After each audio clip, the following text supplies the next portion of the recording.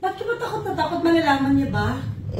Siyempre, hindi naman po pwede yung ganito gagawin natin. Ano gagawin natin dito sa kwarto? Siyempre matutulog. Wala namang ibang gagawin, di ba? Nakaganyan ka Pwede ba ako makitulog dito? Ang lamig din sa kwarto ni kuya mo. Hello? Uy, ate. Pwede ba ako makitulog dito? Ang lamig din sa kwarto ni kuya mo. Dito talaga sa kwarto? Oo, ang lamig. Ay, naku. Madumi sa ano eh. Hindi, wait lang ate. Makikitulog lang naman ako eh. Bawal dito ate. Bawal ba? Sa kwarto na lang ni kuya. May kwarto naman si kuya. Hindi. Baka Actually, hindi ako makapakaligan, hindi ako makatulog. Hala, baka mahuli tayo ni kuya dito ate. Tara, baka pwede. Hindi, tsaka mainit dito te. Hindi, nilalamig nga ako dun eh. Paano nilalamig ka? Hindi kasi po pwede Hindi ka sa aircon dun eh. Gusto ko ng yung warm. Ate, baka makita tayo ni kuya. Anong pang isipin? Tapos ako pa kasama mo dito. Ano bang... Parang ayaw mo ata akong katabi matulog. Hindi naman sa ayaw po kasi... Sige na.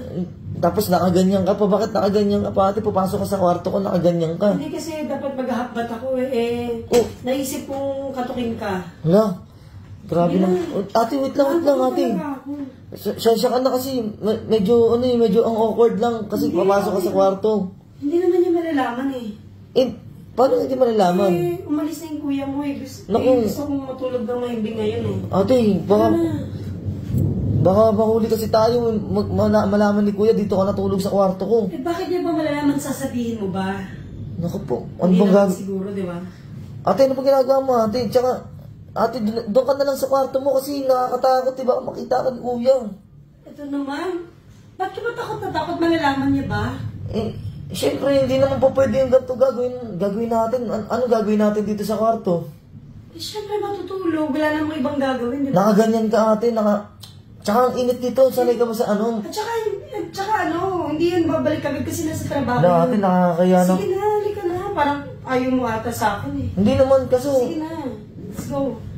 Ano gagawin natin? Matutulog na tayo. At saka bakit ka pa nakatidyo? Alisin mo yan. Hindi kasi, ate, baka makita ako ni kuya. Kung gusto mo, dito ka na lang video kasi. Gusto mo bang mayari ako ng kuya mo? Hindi kasi medyo kasi yung... Hindi ka na kasi, ang arte naman na ito eh. Halika na, piso ko na matulog. Tumabi ka na sa akin. Hindi, ganito na lang ate, diyan ka na lang matulog. Doon na lang ako sa kwarto ninyo kasi naiinitan din ako eh. Uy, grabe naman to. Sige na ate. Arte naman eh. Pasensya ka na. Sige na. Kasi iwan mo ako dito? Gusto mo matulog, di ba? Ano ba yan? Parang pinagdidirihan mo ako. Hindi po, pero sige na ate, nakakatakot ko. Baka makita ako ni kuya. Huwag iwan dito. Takot naman to.